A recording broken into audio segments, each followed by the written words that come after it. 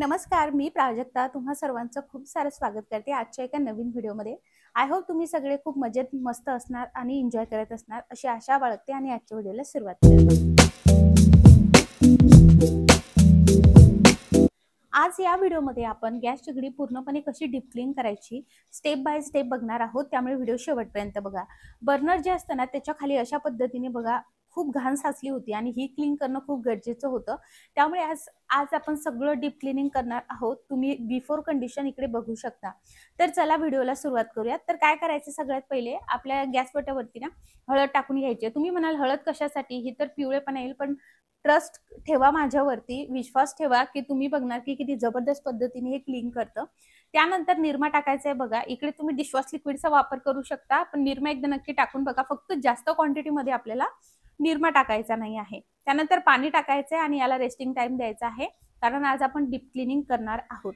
चला याला आपण आता रेस्टिंग टाइम देणार आहोत। तोपर्यंत आपण बर्नर कशी स्वच्छ करायचे ते बघणार आहोत।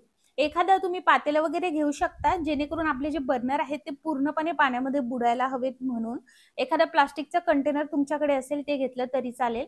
एकदम कडक गरम पाणी यामध्ये आपल्याला टाकायचं आहे। आणि जर तुम्ही असं म्हणत असाल की बर्नर हे पूर्णपणे पिवळे निघावेत, तर हे इम्पॉर्टंट नाहीये। त्याचे जे काही होल आहे ते पूर्णपणे ओपन असणं खूप इम्पॉर्टंट आहे। किंवा जर तुमच्या बर्नरची आज ही पिवळी केशरी झाली असेल तरी सुद्धा तुमचे बर्नर हे धुण्यासाठी आलेत असं समजावं। आणि बर्नर हे नेहमी नेहमी नाही धुवायचे, तर हे महिन्यातून फक्त एकदा धुवायचे। अशा पद्धतीने यावरती ना 2 चमचे बेकिंग सोडा आपल्याला टाकून घ्यायचा आहे। इनोचं सॅचे तुम्ही यामध्ये खरं तर टाकू शकता।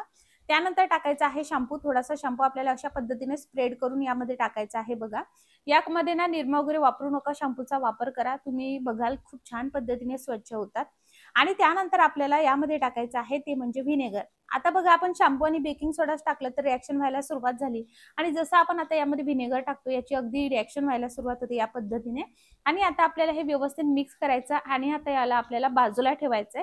आता हे पाणी ना गरम आहे, त्यामुळे याची रिएक्शन व्हायला सुरुवात होते आणि बर्नरचे जे पूर्ण होल आहे ते ओपन होण्यास मदत होते।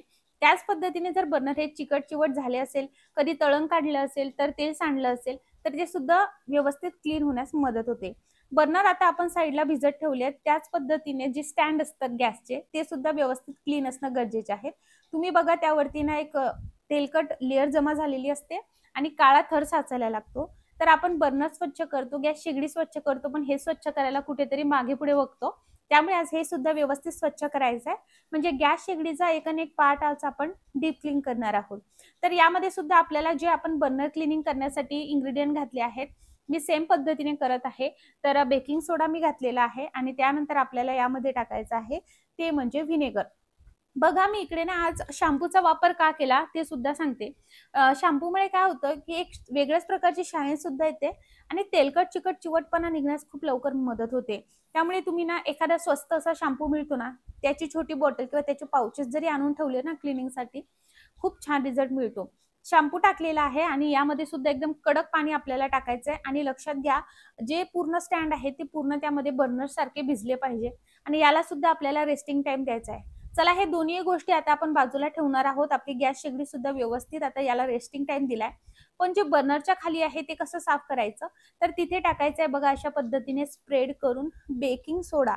इनो टाकला तरी चालेल आणि त्यानंतर व्हिनेगर टाकायचं आहे। फक्त 30 ते 40 सेकंद याला रेस्टिंग टाइम द्यायचा। आणि तिन्ही बर्नर आहे माझ्याकडे, 3 गॅसची शेगडी आहे त्यामुळे बघा। आणि अशा पद्धतीने एका व्हिडिओमध्ये मी तुम्हाला सांगितलं होतं की असा ब्रश करून घ्यायचा, याने मिक्सर किंवा अशा पद्धतीने गॅस चे बर्नर त्याच्या खालचं सगळं व्यवस्थित साफ करता येतं। खूप सोपं आहे करायला। किंवा मग हे व्यवस्थित करता येत नसेल तर बेबी टूथब्रश असतो जुना पुराणा, तो घ्यायचा आहे आणि हे क्लीन करायचं आहे। फक्त याला आपण व्हिनेगर टाकल्यानंतर 30 ते 40 सेकंद रेस्टिंग टाइम द्या। हे सुद्धा साफ करणं खूप गरजेचं आहे। बर्नर असेल किंवा गॅस शेगडी असेल, गॅस शेगडी तुम्ही 2 ते 3 महिन्यातून एकदा डीप क्लीन करावी, पण बर्नर मात्र जर त्याची फ्लेम बदलली तर त्यावेळी डीप क्लीन करावं। आता त्याची फ्लेम ना नेहमी नेहमी काय बदलत नाही, थोडी बदलली, जर त्याला 1 महिना झाला असेल, 2 महिना झाला असेल, तेव्हा तुम्हाला करायचं सतत बर्नर किंवा गॅस शेगडी साफ करत राहायची नाही। अशाने आपली गॅस शेगडी खूप लवकर खराब होऊन जाते।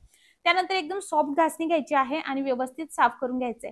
आता तुम्हाला असं वाटत असेल की हळद आणि ही अशी लाल का झाली, तर आपण निरमा टाकला होता तर त्याची रिएक्शन झाली आहे, म्हणून त्याने कुंकवासारखा टेक्स्चर घेतला आहे आणि लाल झाले। आता बघा खालची जी बाजू आहे ती एकदम शांतपणे आणि व्यवस्थित आपल्याला साफ करून घ्यायची आहे. कारण खाली एकदम मेन पार्ट असतो गॅस शेगडीचा. इथे जे तुम्हाला पाईप दिसतायत हे खूप इम्पॉर्टंट आहे. यामधून गॅस लीक होण्याची सुद्धा शक्यता असते. त्यामुळे हे नेहमी अशा पद्धतीने साफ करायचं नाही. 3 महिने झाले मी याला साफ केलं नव्हतं खालून. त्यामुळे मी काय करते, याला व्यवस्थित साफ करून घेते. पण मी इकडे काहीच टाकलेलं नाहीये.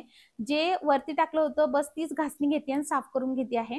तुम्हाला जे पाईप दिसताय त्यातून गॅस जो आहे तो वाहत असतो आणि तिथे जे तुम्हाला होल दिसतंय तिथं असतं नोझल, म्हणजे तिथे एक बारीक असं होल असतं आणि तिथून जर ते ब्लॉक झालं तर आपली गॅस शेगडीमधून गॅस लीक होऊ शकतो, ते बंद पडू शकतं आणि अशा वेळेस मग 500 ते 1000 रुपयाचा वन टाइम फटका पडू शकतो.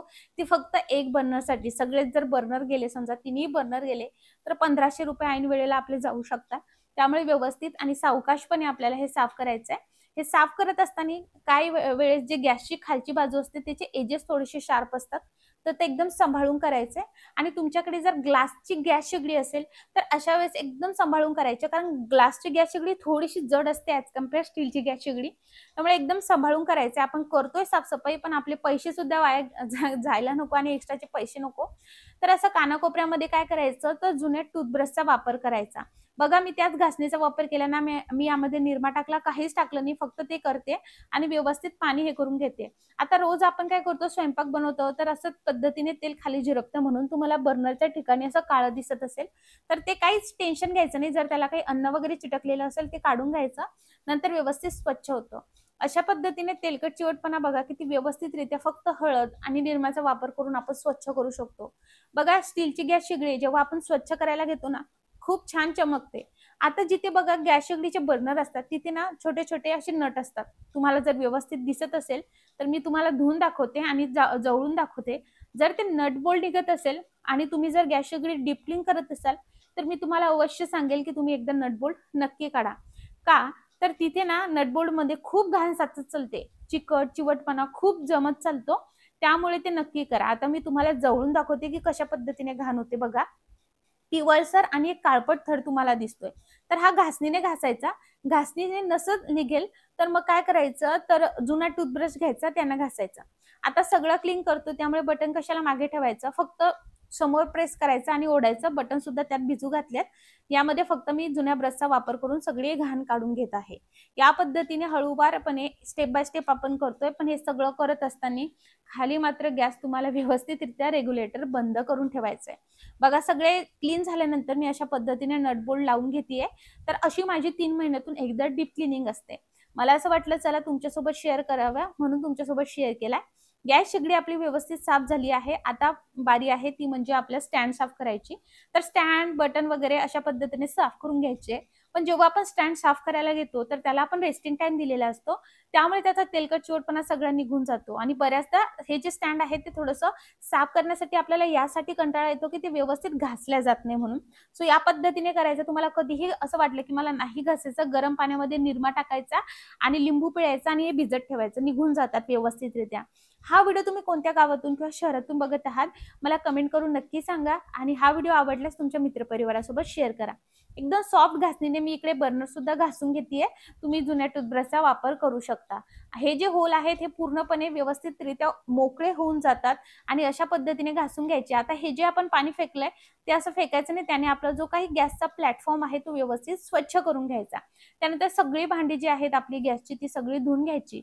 पण जेव्हा बर्नर धुवून घेता तेव्हा हातावरती 1 ते 2 वेळेस टॅप करून घ्यायचं, जेणेकरून त्यामध्ये जे पाणी गेलेलं आहे ते पाणी पूर्ण निघून जातं आणि आपली गॅस शेगडी अशा पद्धतीने आपण डीप क्लिनिंग करू शकतो.